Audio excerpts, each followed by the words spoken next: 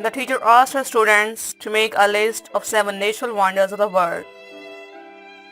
The class set to work on the project for quite a while, and as time wore on, some of the students finished the list. The teacher said the children could go outside for recess as each one finished.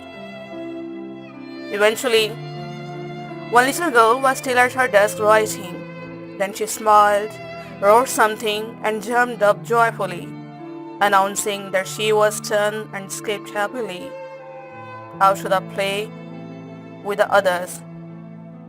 The teacher picked up the paper and read the following: seeing, hearing, tasting, touching, running, laughing, and loving.